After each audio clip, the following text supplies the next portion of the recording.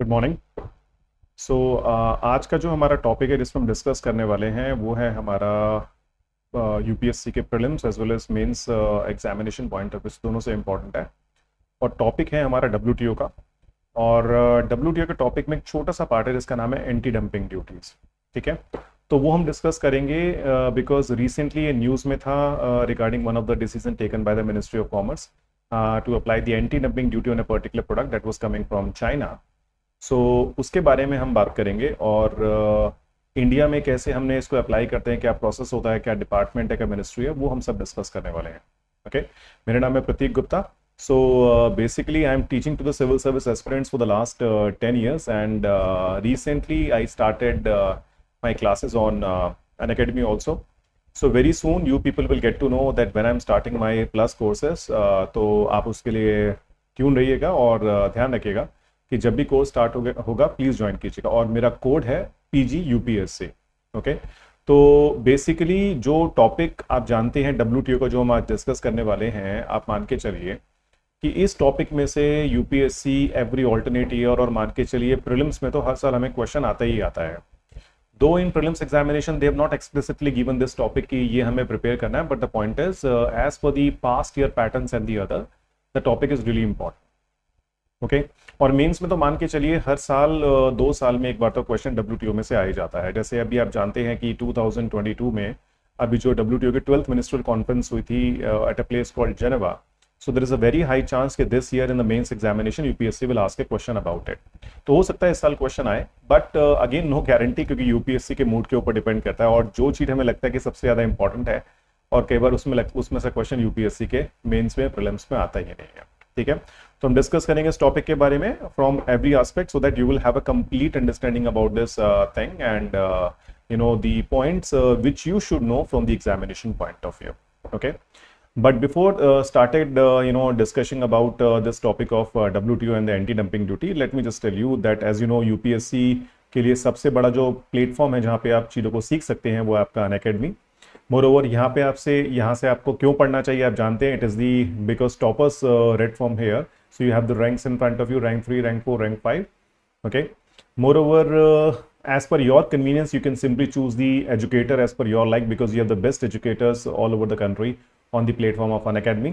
Okay, moreover you have the different courses as per your financial background, you can accordingly choose. For example, for the plus courses you just need to pay 2996 per month for 36 months course, and for the iconic you can join for 4741 for 36 months. So in the iconic course you will get the one-to-one mentorship also. Okay, moreover currently offer चल रहा है कि 22 से 26 अगस्त तक आपको 20% of मिलेगा सारी subscription पे। तो 24 मंथ्स को what you need to pay is 95,685, which is the current price is basically 119,606. So you are going to save lot of money if you are going to join for 2 year course. In case of iconic, in case of plus you're going to save around 15,570 rupees. Okay, code आप मेरा use कर सकते हैं PG UPSC पे। Follow करने के लिए you can join at the Telegram and moreover you at the community link, the links are in front of you. Moreover जल्दी ही फिजिकल नोट्स केवल आइकॉनिक कोर्सेज में मिलेंगे, तो इसलिए प्लीज जल्दी से जल्दी ज्वाइन कीजिए। मोरओवर बैचेस 25 अगस्त यानी कि आज से स्टार्ट हुए हैं, जिसमें आपके बायलिंगुअल कोर्स स्टार्ट हो रहे हैं। तो फोन नंबर आपके सामने दिया गया, आप उस पर कॉन्टैक्ट कर सकते हैं। प्लस अगर आपका फाइनेंशियल बैकग्राउंड बहुत अच्छा नहीं है then obviously you can contact us and you will be able to get the help regarding 0% EMI. Okay, the phone number is in front of you now. अब आते हैं हम अपने टॉपिक के ऊपर। देखिए, सबसे पहली बात देखिए डब्ल्यूटीओ में हम ये बात करेंगे कि डब्ल्यूटीओ है क्या। ठीक है, उसके बाद हम बात करेंगे कि एंटी डंपिंग ड्यूटीज कहाँ दी गई हैं, कैसे उनको अप्लाई किया जाता है, उनका मतलब क्या होता है, वो बेसिक हम बात करेंगे। देखिए, डब्ल्यूटीओ आप जानते हैं कि it was established in 1995। So from 1 January 1995 onwards WTO started working. अब देखिए, डब्ल्यूटीओ से पहले जो हमारे पास एग्रीमेंट हुआ करता था वो था हमारा GATT, general agreement on tariff and trade, जो 1947 में साइन किया गया था। ठीक है, अब देखिए गेट एग्रीमेंट में प्रॉब्लम क्या थी कि GATT agreement was only talking about the things about trade in goods, so it was not talking about the trade in services. And moreover एक जो और प्रॉब्लम थी GATT के अंदर वो ये थी कि there was no properly defined dispute settlement mechanism in that.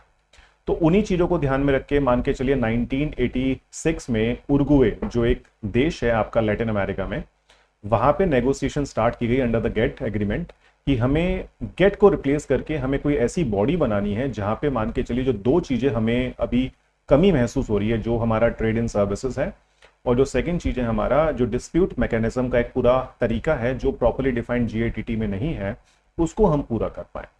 तो करीब करीब मान के चलिए 8 साल की negotiation, almost after 8 years of negotiation, finally the meeting was concluded and eight a place called Morocco, the agreement was signed to simply have the WTO। तो जो भी इश्यूज WTO के अंदर हुआ करते थे, जैसे कि आप मान के चलिए कि डिस्प्यूट मैकेनिज्म को लेके, moreover about what you say the second thing about the services in the trade in services, that was simply sorted out with the help of WTO।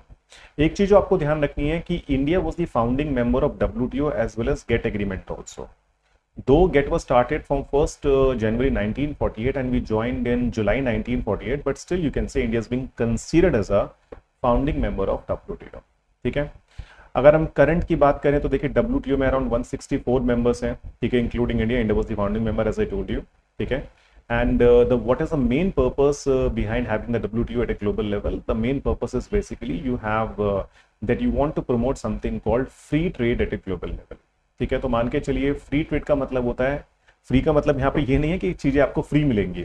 Free का मतलब ये होता है कि जब इंपोर्ट एक्सपोर्ट कंट्रीज के बीच में किया जाए तो वहां पे जो ड्यूटीज का लेवल होना चाहिए वो 0% होना चाहिए। देखिए बहुत ही सिंपल सा लॉजिक है, अगर कोई चीज मैं इंडिया में इंपोर्ट कर रहा हूं, मान लीजिए अगर मैं इंडिया में कुछ इंपोर्ट कर रहा हूं और उसका दाम 100 रुपए है, ठीक है, और गवर्नमेंट ने उसके ऊपर इंपोर्ट ड्यूटी, जिसे आप कस्टम ड्यूटी कहते हैं, वो मान लीजिए 20% गवर्नमेंट ने यहाँ पे लगाई है, तो यानी कि सामने वाला जब इंपोर्ट करेगा इंडिया में तो उसको 20 रुपीज यहाँ पे टैक्स पे करना पड़ेगा। ठीक है, जो प्राइस हो जाएगा वो 120 हो जाएगा। अब देखिए है क्या, प्राइस बढ़ने से प्रॉब्लम क्या होती है, जब आप ड्यूटीज लगाते हैं तो हो सकता है कि as the thing is comparatively 20 rupees expensive, तो बहुत सारे लोग मान के चलिए उसको अफोर्ड नहीं कर पाएंगे। ठीक है, और कुछ लोग जो ज्यादा अफोर्ड कर सकते थे वो प्राइस बढ़ने से उतना नहीं अफोर्ड कर पाएंगे। जैसे कहते हैं ना कि जैसे मान लीजिए आम 100 रुपए किलो है, तो 100 रुपए किलो आम होने की वजह से मान लीजिए अगर मैंगोस 100 रुपीज केजी, देन मान लीजिए कुछ लोग तो उनको अफोर्ड नहीं कर पाएंगे बिकॉज दीज आर एक्सपेंसिव। और मान लीजिए अगर जो लोग अफोर्ड कर पा रहे हैं, as these are expensive, you can say that leads to lesser number of the lesser amount of things they will simply ask to buy. तो देखिए दो चीजें हैं, वहीं पे मान लीजिए मैंगोस का दाम अगर 100 से 75 हो जाता है, so simply you can say lot of people who are not in the ambit of affording it, now they will be able to buy it। तो आप मान के चलिए अब नए कस्टमर्स जुड़ जाएंगे जो उसको बाय कर सकते हैं, प्लस जो पहले खरीद रहे थे वो और उनको परचेज ज्यादा क्वांटिटी में कर सकते। तो होगा क्या, डिमांड बढ़ जाएगी, और डिमांड बढ़ने से क्या है कि आपकी जो चीजों की सप्लाई है वो ऑटोमेटिकली बढ़ जाएगी, और उससे किसको फायदा होगा, उससे फायदा होगा जो प्रोड्यूस कर रहा है। तो मैं देखिए मेनली WTO का पर्पस क्या है, हम चाहते हैं कि चीजें सस्ती हों।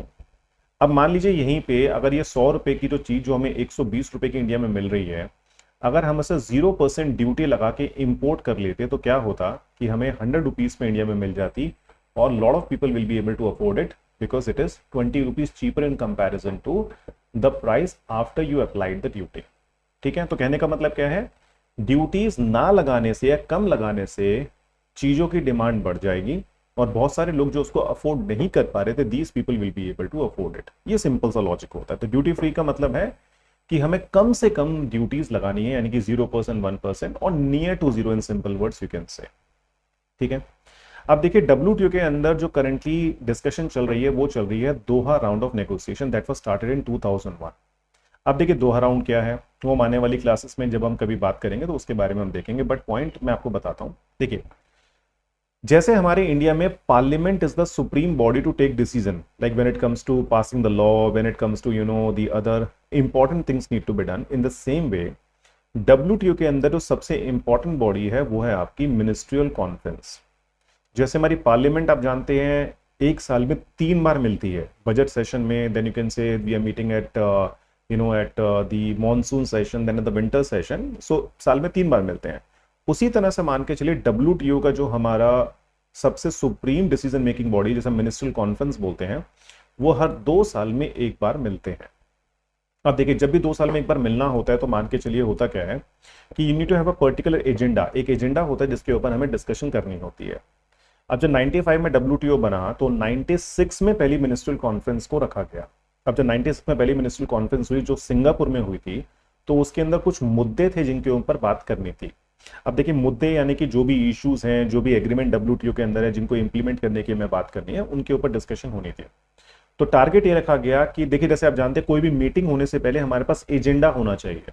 उसी तरह से सिंगापुर राउंड ऑफ नेगोशिएशन जब 1996 में हुआ, जिसको हमने सिंगापुर इश्यूज का नाम दिया था, जब उनके ऊपर डिस्कशन हुई तो डिसाइड ये हुआ कि 96 में जो मीटिंग होगी उसमें इन इश्यूज को डब्ल्यूटीओ के सामने, मेंबर कंट्रीज के सामने रखा जाएगा। 98 में इनके ऊपर डिस्कशन करी जाएगी और बाय 2000 इनको इंप्लीमेंट कर दिया जाएगा। वो अलग बात है कि थर्ड मीटिंग 1999 में ही हो गई, इसलिए by 1999 the Singapore issues were completed. उसके बाद देखिए दूसरा मुद्दा आया कि अब हमें कुछ नई डिस्कशन करनी है। तो 2001 में जब दोहा में मीटिंग हुई, जिसको हमने बोला दोहा राउंड ऑफ नेगोशिएशन, तो उसमें अगेन कुछ मुद्दों के ऊपर बात की गई कि हमें इन मुद्दों पे बात करना और इनको हमें इंप्लीमेंट करना है again in the 3 round of meeting, that means in 2001, 2003 and 2005। But देखिए कुछ इश्यूज थे जिनकी वजह से दोहा राउंड जो 2001 में स्टार्ट हो गए, 2005 में कंप्लीट होना था, वो आज तक मान के चलिए कंप्लीट नहीं हो पाया है। और अभी 2020 में जब जेनेवा में मीटिंग हुई थी, that was the 12th round of meeting of the WTO after Singapore round of negotiation, still we people are discussing or the member countries are discussing about the what you say the Doha round only, okay, जिसे हम बोलते हैं दोहा development agenda. DDA का नाम भी दिया जा सकता है, दोहा डेवलपमेंट एजेंडा के भी नाम देते हैं। तो डीडीए के ऊपर ही डिस्कस किया जा रहा है, ठीक है। अब देखिए डब्ल्यूटीओ में जो एग्रीमेंट है, आप कह सकते हैं डब्ल्यूटीओ से पहले था जीएटीटी, जिसका मैंने भी नाम लिया, general agreement on tariff and trade, जो 1947 में स्टार्ट होके, जो ऑब्वियसली प्रॉपर तरीके से स्टार्ट हुआ 1948 से और जिसको खत्म किया गया 1994 में, वो डब्ल्यूटीओ के अंदर आज भी मौजूद है, बट उसमें कुछ मॉडिफिकेशंस की गई। अब जैसे जो गेट एग्रीमेंट है, that was talking about trade in goods. तो देखिए होता क्या है कि अब जो एंटी डंपिंग के बारे में हमें जो आज की डिस्कशन में बात करनी है वो ये है कि हमारा जो गेट एग्रीमेंट है और जो उसका आर्टिकल 6 है, जैसे आपके सामने लिखा हुआ है यहाँ पे कि आर्टिकल 6 जो है डब्ल्यूटीओ के गेट एग्रीमेंट का 1994 का, उसमें बात की गई है the member countries can go for something called anti dumping duties apply की जा सकती हैं, ठीक है। तो ये तो डब्ल्यूटीओ का है। अब देखिए एक चीज आपको ध्यान रखनी है कि जब भी कोई मेंबर या जब भी कोई कंट्री डब्ल्यूटीओ को ज्वाइन करती है, तो डब्ल्यूटीओ के अंदर जो भी एग्रीमेंट्स हैं उनको इंप्लीमेंट करना पड़ता है अपने देश में। That means they need to modify their laws accordingly as the things are being given in the WTO agreements. For example, अगर मैं बात करूं डब्ल्यूटीओ में एक एग्रीमेंट है जिसका नाम है trips agreement, trade related intellectual property rights. तो ट्रिप्स एग्रीमेंट में देखिए बोला गया है कि जो भी मेंबर कंट्री हैं उनको पेटेंटिंग के अंदर they need to implement something product based patenting. तो 95 में जब हमने ज्वाइन किया तो मान के चलिए हमारे पास प्रोडक्ट बेस्ड पेटेंटिंग नहीं थी। वो क्या होती है, वो आने वाले डिस्कशंस में जब भी हम क्लासेस करेंगे उसमें आपको पता लग जाएगा कि हम प्रोडक्ट बेस्ड पेटेंटिंग को इंप्लीमेंट करें। और देखिए रूल के हिसाब से डब्ल्यूटीओ में 5 साल दिए गए डेवलपिंग कंट्रीज को कि आप अपने लॉस को अकॉर्डिंगली चेंज कीजिए so that trade can be initiated. तो India was having a time till 2000 to implement the product based patenting. वो अलग बात है कि हम जब 2000 तक उसको इंप्लीमेंट नहीं कर पाए, so they give us 5 more years to implement the the product based patenting, accordingly we implemented, ठीक है। तो पहला तो पॉइंट क्या है, डब्ल्यूटीओ में अगर कोई भी मेंबर कंट्री या कोई भी कंट्री जब ज्वाइन करती है, यानी कि the day when you apply and the day when you basically become the member, after this you will gate certain amount of time. For example अगर मैं आपको बताऊं, डेवलपिंग कंट्रीज को 5 साल मिलते हैं to implement the agreement, that means to suitably modify their laws as per the things are given in the WTO different agreements, ठीक है। डेवलप कंट्रीज को 1 साल मिलते हैं, the least developed countries are getting more than 10 years to implement it, ठीक है। तो WTO के गेट एग्रीमेंट में आर्टिकल 6 में लिखा गया है कि मेंबर कंट्रीज को एंटी डंपिंग ड्यूटीज वो लगा सकते हैं। अब देखिए एंटी डंपिंग ड्यूटीज होता क्या है ये मुझे आपको समझाना है। उसके बाद हमारे इंडिया के लॉज में क्या दिया गया है, तो हमारे इंडिया में देखिए जो हमारे पास लॉज है उसका नाम है कस्टम्स टैरिफ्स एक्ट 1995, जिसके अंदर यहां पे भी हमने बात करी है कि Indian government can apply something called anti dumping duty. अब देखिए anti dumping duty basic way में हम कैसे डिफाइन कर सकते हैं, देखिए बहुत सिंपल है। जैसे मान लीजिए अगर मैं आपको एग्जांपल दूं, मान लीजिए आपका एक पड़ोसी है, there is a neighbour who is basically trying, or basically he is basically kind of really good in terms of making different kind of variety of foods। तो different तरह का खाना वो बना सकते हैं। अब देखिए कई बार क्या होता है कि जब हम खाना बनाते हैं तो हो सकता है कई बार थोड़ा ज़्यादा बन जाए। अब देखिए ज़्यादा बनने में क्या होता है कि अगर आप उसको कंज्यूम नहीं कर पा रहे हैं तो आप सोचते हैं कि यार अब तो ये वेस्ट जाएगा। अब वेस्ट जाने का मतलब क्या है कि या तो आप उसे फेंक देंगे या फिर आप ऑब्वियसली फेंकेंगे ही, और अगर जबरदस्ती खाने की कोशिश करेंगे तो मान के चलिए पेट की गड़बड़ तो होनी आपको पता है, that will be certain. So point is what कि मान के चलिए कि अगर आपको लगता है कि चल यार फेंकने से बढ़िया है कि it is better to simply throw it out, कि फेंकने से बेटर है कि चलो एक काम करते हैं पड़ोसी को जाके दे आते हैं। तो आपने क्या किया, पड़ोसी के घर गए और घर जाके आप बोलते हैं कि यार मैंने आज देखिए नई डिश बनाई है and that is really tasty and the other so you should try it. तो आपने क्या किया, वेस्ट करने से अच्छा आपने उसको जाके दे दिया। सो in a way you can से जो भी एक्स्ट्रा आपके पास था, अब देखिए आप उसके लिए बेसिकली चार्ज तो करेंगे नहीं, आप क्या करेंगे, आप उसको दे देंगे ले भैया तू कंज्यूम कर ले, दैट इज फाइन। तो आपने उसको प्रोवाइड कर दिया और उसने उसको कंज्यूम कर लिया। अब मान लीजिए 2 दिन बाद फिर से एक्स्ट्रा बन गया, फिर आप उसके पास चले गए फिर से दे दिया, फिर आप 2 3 4 दिन के बाद फिर एक्स्ट्रा बन गया, फिर आप उसके पास चले गए आपने उसको देने के लिए। तो देखिए कहीं ना कहीं एक बार उसके माइंड में आएगा यार ये चक्कर क्या है, हर तीसरे दिन हर चौथे दिन ये कुछ ना कुछ मेरे लिए दे जाता है, ये चक्कर क्या है। तो एक दिन आपने उससे पूछा कि भाई तुम इतने जेनरस क्यों हो रहे हो मेरे लिए, कि तुम मुझे रोज हर तीसरे चौथे दिन मुझे कुछ ना कुछ नया बना के खिलाते रहते हो, देके जाते रहते हो। तो समय वो बोलता कहता है यार देखो एक्चुअली बात क्या है कि मैं चीजें बनाता हूँ कभी कभी ना, मतलब ऑब्वियसली वो आपको डायरेक्टली नहीं बोलेगा पर कहीं ना कहीं आपको समझ में, देखिए आप जानते हैं कोई भी इतना दयालु तो होता नहीं है कि आपको रोज रोज हर दूसरे तीसरे दिन आपको वो एक्स्ट्रा बना बना के खिला दे। तो पॉइंट क्या है, जो उसके पास एक्स्ट्रा था उसने सोचा वेस्ट करने से अच्छा है कि चलो सामने वाले को खिला दे। So in a way whatever extra he was having he is simply dumping in your house.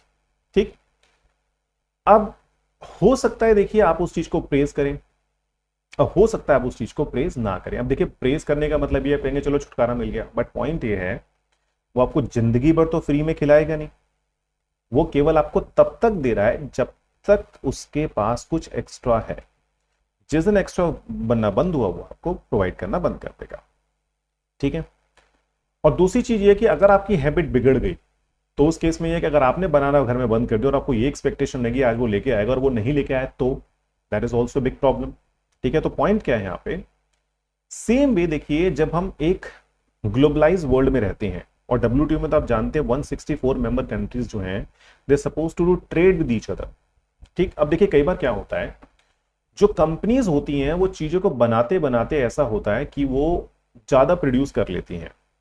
ठीक है, तो देखिए उस केस में तरीका क्या है और होता क्या है, मान लीजिए in India you are making something at, अगर मान लीजिए इंडिया में there is a product called X, उसकी प्रोडक्शन कॉस्ट है मान लीजिए आपकी 100 rupees per unit.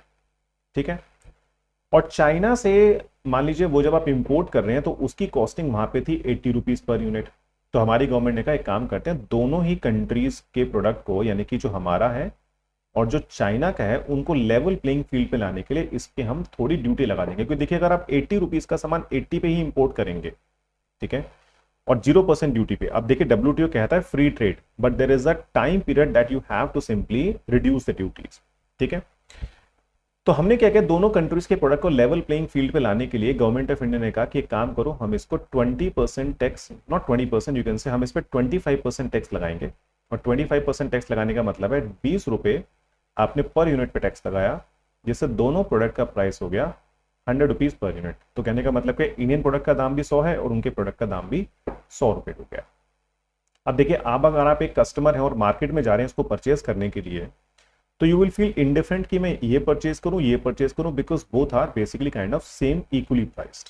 But the point क्या है कि on the basis of quality you will decide, यानी कि जिसका प्रोडक्ट ज्यादा क्वालिटेटिव होगा उसको आप परचेज कर लेंगे। अगर आपको लगा इंडिया का तो आप इंडिया का परचेज करेंगे और आपको चाइना का लगेगा तो आप चाइना का परचेज करेंगे, दैट टोटली डिपेंड्स। तो देखिए पॉइंट यहाँ पे क्या आता है कि जब आप इस तरीके से चीजों को डिसाइड करेंगे, so both the companies countries product are facing equal और सेम कॉम्पिटिशन, और you can say this is something called healthy competition. There is nothing like anyone is basically trying to manipulate something. अब मान लीजिए इनकी government ने, जो इनकी companies हैं जो चाइना में, किसी एक पर्टिकुलर ईयर में they basically and up producing lot of extra units. मान लीजिए बहुत सारा एक्स्ट्रा बन गया और एक्स्ट्रा बनने के बाद हुआ क्या कि इनको कोई कस्टमर मिला नहीं इंटरनेशनल मार्केट में सेल करने के लिए, तो इन्होंने क्या सोचा कि क्यों ना एक काम करें, इंडिया में जाके हम इस चीज को 50 रुपीज पर यूनिट पे सेल करना स्टार्ट करते हैं।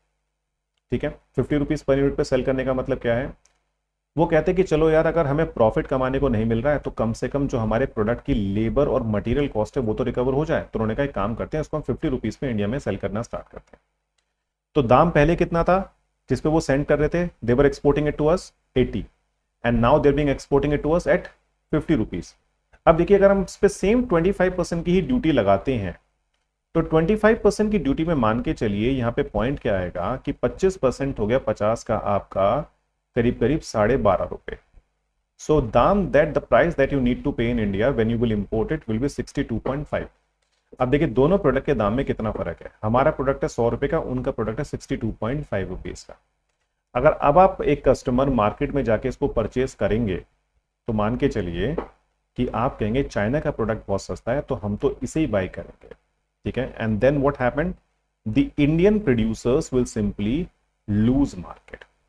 और जब मान के चलिए, जब आपके बिजनेस में जो भी आप बना रहे हैं कुछ टाइम तक जब आपका सामान नहीं बिकेगा, then obviously a time will come that you will start facing losses and then you need to close your business.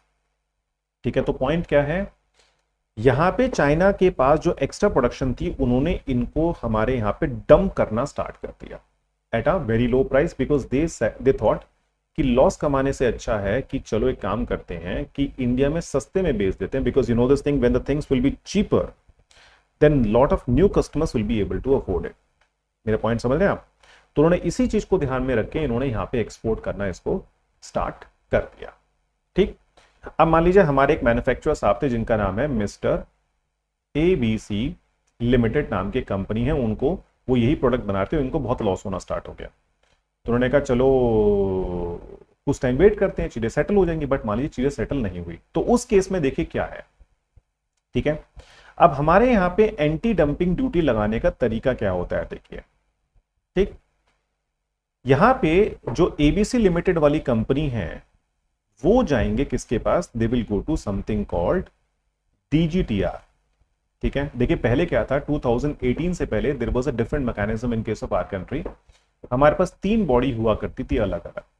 One was known as directorate general of anti dumping and allied duties, यानी कि इस तरह के case जो होते थे dumping के, जो बाहर से सस्ते दाम पे प्रोडक्ट आ रहे हैं उनको यहाँ पे डील करना होता था, यहाँ पे जाके आप कंप्लेन फाइल करते थे। एंड CVD का मतलब है काउंटर वेलिंग ड्यूटीज क्या होते हैं, ये हम आने वाली क्लासेस में बात करेंगे। फिर मान लीजिए दूसरा ये था कि अगर हमें अपनी डोमेस्टिक इंडस्ट्रीज को सेफगार्ड करना है तो उसके लिए हमारे पास था directorate general of safeguards. And third थे हमारे पास director general of foreign trade, जो कि बात करते थे क्वांटिटेटिव रेस्ट्रिक्शंस का मतलब होता है कि हमें एक पर्टिकुलर क्वांटिटी ही बाहर से इंपोर्ट करनी है, उसके बाद हम ट्रेड को रोक देंगे, so that again we will be able to safeguard our domestic producers. अब देखिए होता क्या था, तीनों के जो काम थे ना कहीं वो एक मिलते जुलते से थे। अब मिलते जुलते होने से होता क्या था, बहुत कंफ्यूजन होती थी कि कंप्लेन कहां फाइल की जाए। तो गवर्नमेंट ने कहा चलो एक काम करते हैं, इस कंफ्यूजन को खत्म करते हैं, and they simply merge all these 3 into something called DGTR, directorate general of trade remedies करके उन्होंने क्या किया, इन तीनों बॉडीज को मर्ज कर दिया और मर्ज करके बोला कि चलो इस कंफ्यूजन को खत्म किया जाए, और कंफ्यूजन को खत्म करके अब केवल एक ही बॉडी होगी जहां पे जाके आप अपनी कंप्लेंट्स को फाइल कर सकते हैं। अब देखिए तरीका क्या होता है, करंट सिनेरियो की बात करें तो ABC लिमिटेड वाले क्या करेंगे, अब वो जाएंगे DGTR के पास कि सर ऐसे ऐसे चाइना की कंपनियां जो प्रोडक्ट पहले 80 रुपीज में बेच रही थी उनको अब उन्होंने 50 रुपीज पे सेल करना स्टार्ट कर दिया, जिसकी वजह से सर हमारे जो प्रोडक्ट हैं डोमेस्टिक वाले ये लोग परचेज नहीं कर रहे और हम अपना बिजनेस खो रहे हैं, और जल्दी ही वो टाइम आएगा जब हमारा बिजनेस बंद हो जाएगा। तो सर प्लीज इसके रिगार्डिंग कुछ एक्शन लीजिए। ठीक है, अब देखिए ये हमारी DGTR की वेबसाइट का एक स्क्रीनशॉट है जो आपकी स्क्रीन पे आपको दिख रहा है। वो ये है कि when you see on the left hand side you will find that anti dumping investigations in India, countervailing duty investigations, anti dumping application proforma in the other. तो पॉइंट क्या है, 3rd नंबर पॉइंट पे आपको दिख रहा है anti dumping application pro forma. आप इसके अंदर क्या करेंगे, जो भी ABC लिमिटेड का मैं आपको एग्जांपल दे रहा हूं वो इसके अंदर अपना कंप्लेन भरेंगे, मतलब कंप्लेन के बारे में लिखेंगे कि चाइना वाले क्या कर रहे हैं कि जो प्रोडक्ट वो पहले 80 पे आ रहा था वो 50 पे आ रहा है, जिसकी वजह से ऐसे में प्रॉब्लम हो रही है। और फिर इस कंप्लेन को मान के चलिए वो इस वेबसाइट पे government of India, department of commerce को, जो ministry of commerce ministry of commerce के अंदर काम करती है इंडस्ट्री के अंदर, उनके पास इस कंप्लेन को फाइल करेंगे. And once they will simply file the complain, then you can say the government of India, ministry of commerce will start the investigation. तो देखिए अगला जो आपको यहाँ पे दिख रहा है वो है पेज आपका, जहां पे दिखा है आपको anti dumping investigations in India. तो जैसे बेसिकली आपने फाइल किया, तो फाइल करने के बाद गवर्नमेंट अपनी इन्वेस्टिगेशंस को स्टार्ट करती है. तो करंटली अगर देखिए, अगर आज आप इस पेज को ओपन करके देखेंगे ना, तो इस पेज पे आपको 15 एप्लीकेशंस दिखेंगी जो एंटी डंपिंग की इन्वेस्टिगेशन चल रही हैं. और वो मान के चलो उन 15 केसेस में से 12 केसेस केवल चाइना के हैं. ठीक है, तो चाइना के साथ हमारे सबसे ज्यादा केसेस है, क्योंकि मान के चलिए China is the largest exporter at a global level, one of the largest exporter. और उसकी वजह से है क्या, देखिए जब भी, और आप जानते हैं जब भी स्लो डाउन या कुछ भी प्रॉब्लम ऊपर नीचे होता है, तो सामने वाली जो कंट्रीज होती हैं वो सोचती हैं कैसे ना कैसे हम इस चीज को अपना बचाएं. ठीक है, अपनी इंडस्ट्रीज को हम सेव करें. तो उस केस में क्या होता है कि जो भी उनके पास एक्स्ट्रा प्रोडक्शन होती है वो दूसरे कंट्रीज में डंप करना स्टार्ट कर देते हैं. तो हमारे इंडिया में मान के चलिए, जब आप इनकी वेबसाइट हम अपनी चेक करते हैं मिनिस्ट्री ऑफ कॉमर्स की, तो आपको मिलेगा सबसे ज्यादा जो एंटी डंपिंग के केसेस आ रहे हैं वो बेसिकली आपके चाइना से आपको देखने को मिलेंगे.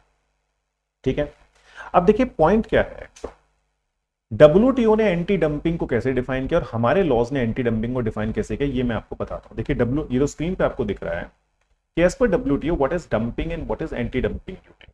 तो डब्ल्यूटीओ कहता है dumping is in general a situation of international price discrimination, यानी कि भेदभाव की बात कर रहे हैं, with the price of a product when sold in the importing country is less than the price of that product in the market of exporting country. अब देखिए हमारे एग्जाम्पल में इंपोर्टिंग कंट्री कौन है, इंडिया. एक्सपोर्टिंग कंट्री कौन है, China. ठीक है, चाइना में वो प्रोडक्ट 80 का था, बट हमारे इंडिया में वो कितने का बेच रहे हैं, वो they are being selling at 50. ठीक है, तो यहां पे देखिए आपको डिस्क्रिमिनेशन मिल गया कि अपने देश में 80 का बेच रहे हैं और हमारे देश में 50 का बेच रहे हैं. And the reason behind it, they want to simply dump, or there might be a motive that they want to capture our market more and more. So आप देखिए, thus in the simplest of cases one identifies dumping simply by comparing prices in two markets. तो वही हम compare कर रहे हैं यहाँ पे 80 and 50. अब देखिए under article 6 of GATT 1994 anti dumping agreement, WTO members can impose anti-dumping measures if after investigations in accordance with the agreement a determination is made that the dumping is occurring, यानी कि सामने वाला सस्ते दाम पे आपको सामान बेच रहा है, that the domestic industry producing the product is in the importing countries suffering from material injury, यानी कि उनके प्रोडक्ट को यहाँ पे जब हम सस्ते दाम पे यहाँ पे वो हम एक्सपोर्ट कर रहा है, तो जिससे हमारे डोमेस्टिक प्रोड्यूसर्स को नुकसान हो रहा है, that there is a causal link between the two. ठीक है, ये तीन चीजें हमें जस्टिफाई करनी है. अब देखिए हमने क्या डिफाइन किया है, as per the customs tariffs act 1975 what is dumping and what is anti dumping duty. तो हमारे लॉ के सेक्शन 9A में इस बात को डिफाइन किया गया कि anti dumping duty on the dumped articles where any article is exported an exporter or producer from any country territory hereinafter in this section refer to as exporting country or territory in India at less than its normal value. Normal value मतलब क्या है कि जिस price पे आम तौर पर वो हमें सेल कर रहे थे उस प्राइस से कम पे अब हमें वो सेल कर रहे हैं. तो हमारी गवर्नमेंट क्या करेगी, the central government may by notification the official gazette impose anti dumping duty not exceeding the margin of dumping in relation to such article. अब देखिए हमारा यहाँ पे जो एग्जाम्पल है, अब सामने वाला अगर इसको 50 पे बेच रहा है, ठीक है, और पहले कितने पे था, 80 पे, तो 80 पे जब हमने 25% की ड्यूटी लगाई तो 20 रुपए ड्यूटी लेने के बाद प्राइस हो गया 100. ठीक, तो अब हमारी गवर्नमेंट क्या करेगी, इन दोनों प्राइस को, इंडियन और चाइना वाले प्रोडक्ट के प्राइस को बराबर करने के लिए गवर्नमेंट कहेगी भैया now there is no need to pay 25% duty, you need to pay duty worth of 100%. जब आप 100% ड्यूटी अब इस एग्जाम्पल में लगा देंगे तो प्रोडक्ट पे 50 रुपए की ड्यूटी लग गई और दोनों प्रोडक्ट के दाम हो गए बराबर. तो यहां पे जो हमने 25% ड्यूटी को बढ़ा के 100% 100% कर दिया, उसको हम यहां पे नाम देंगे क्या, एंटी डंपिंग. यानी एंटी का मतलब होता है रोकना, किसको, डंपिंग को. तो उसको रोकने के लिए जो हमने ड्यूटी लगाई उसको हमने क्या नाम दिया, हमने नाम दिया एंटी डंपिंग ड्यूटी का. Getting what I am saying. अब देखिए पॉइंट ये है कि anti dumping duty recently news में क्यों था. देखिए, एक एंटीबायोटिक होता है जो नॉर्मली हम लोग अपनी जब हमें कोई इन्फेक्शन होता है, बैक्टीरियल इन्फेक्शन होता है, जो हम खाते हैं उस केस में, जिसका नाम है, मान के चलिए, ऑफ्लॉक्सोसिन। अब देखिए यहाँ पे 4 अक्टूबर 2016 को एक केस फाइल किया गया था जिसका नाम है anti dumping investigation concerning imports of ofloxacin originating in or exported from China. ठीक है, तो ये जो एंटीबायोटिक है, मान के चलिए चाइना से काफी कम दाम पे एक्सपोर्ट किया जा रहा था। तो हमारे यहाँ पे एक कंपनी है जिसका नाम है मेसर्स आरती ड्रग्स लिमिटेड, उन्होंने ये केस फाइल किया to the ministry of commerce and industry. और उस टाइम देखिए, आप जानते हैं, नाम था director general of anti dumping and allied duties, जो अब हो गया आपका डीजीटीआर। तो कंप्लेन फाइल की गई, फाइल करने के बाद पूरी इन्वेस्टिगेशन की गई, और इन्वेस्टिगेशन करने के बाद मान के चलिए कि फाइनली, देखिए नॉर्मली है क्या, अगर किसी भी बिजनेसमैन को इंडिया में नुकसान हो रहा है तो बहुत ही सिंपल सा मुद्दा है, उसके ऊपर गवर्नमेंट को जल्दी से जल्दी एक्शन लेना चाहिए।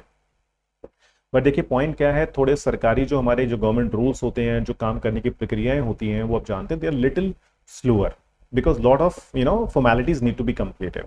सो इन दैट केस फाइनली मान के चलिए 2 साल की इन्वेस्टिगेशन, 2 साल एग्जैक्टली क्या, क्योंकि 4 अक्टूबर 2016 को हुआ था, so by 2 August 2018, that means almost you can say around 22 months की इन्वेस्टिगेशन के बाद ये बोला गया कि हमें इस एंटीबायोटिक के ऊपर हमें ज्यादा रेट से ड्यूटी लगानी पड़ेगी। ठीक है, तो देखिए रिकमेंडेशन जो थी, जो मतलब गवर्नमेंट ने डिसाइड किया, वो था 18 में।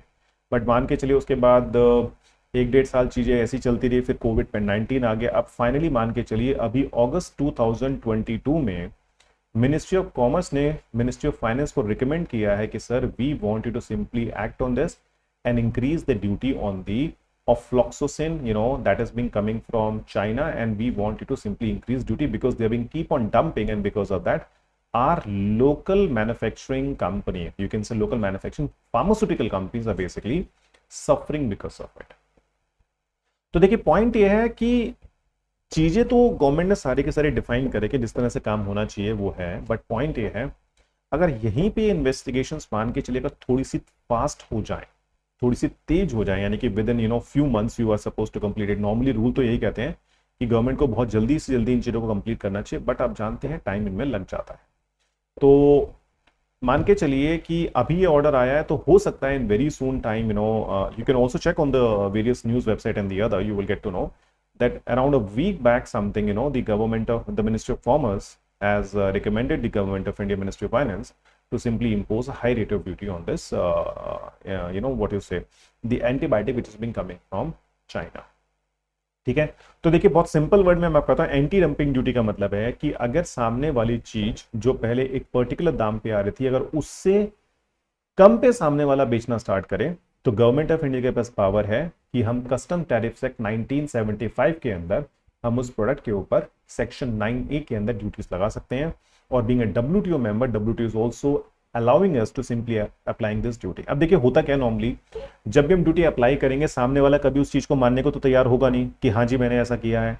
ठीक है, तो उस केस में पॉइंट क्या होता है कि जब सामने वाला इस चीज को मानने को तैयार नहीं होता है, तो वो कहाँ जाते हैं, वो इसको डिस्प्यूट बना के WTO के डिस्प्यूट मैकेनिज्म में अप्रोच करते हैं। और अप्रोच करने के बाद वो उनसे कहते हैं कि सर हमने तो सस्ते में नहीं बेचा, ये गलत कह रहे हैं। तो उस केस में फिर इन्वेस्टिगेशंस होती हैं, केस लड़ा जाता है, फिर फाइनली वर्डिक्ट आता है। ठीक है, वो एक अलग मुद्दा है। ठीक है, तो पॉइंट ये है कि एंटी डंपिंग ड्यूटी अब मान के चलिए हमारे पास पावर है लगाने की, and that we can apply. तो ये आपको एंटी डंपिंग के बारे में बताना था। तो देखिए पॉसिबिलिटी है कि in your prelims examination they might ask you a question about what is the meaning of anti-dumping duty, okay, or they might ask you in what, in which law is basically providing about the anti-dumping duty in case of India, or which law is basically providing about anti-dumping duty in case of WTO agreement, okay। तो इस तरह के prelims में questions आ सकते हैं, okay। और regarding mains, you can say in the mains examination they might ask you a question that how much it is justified on the part of applying anti-dumping duty by a country in today's globalized world, comment. तो इस तरह का question आपके mains में बन सकते हैं for around 10 marks that you need to write in 150 words. ठीक है, तो आज की क्लास में बेसिकली मुझे आपको इतना बताना कि what is the meaning of anti dumping duty. ठीक है, और प्लीज स्टे ट्यून्ड, मैं जल्दी ही अनाउंस करने वाला हूं कि मेरा प्लस कोर्स कब स्टार्ट होने वाला है, उसके बारे में हम बात करेंगे। ठीक है, तो ये हुआ आज के टॉपिक के बारे में। अब देखिए, क्लास को कंक्लूड करने से पहले और सेशन कंक्लूड करने से पहले just a small kind of announcement to you कि मेंस एग्जाम आने वाला है, तो आप मान के चलिए कि हम एक ऑफलाइन मेंस मॉक टेस्ट करवा रहे हैं, तो प्लीज़ रजिस्टर करिए, एनरोल करिए, ठीक है। दिल्ली, जयपुर और लखनऊ 3 जगह करवाए जाएंगे, so you can simply enroll and you can simply go for it, ठीक है। And then moreover you have the CSC Assure thing where you, when you will buy 2 years of subscription, you will be able to get 1 year extra. So please use my code, PG UPSC is my code, okay.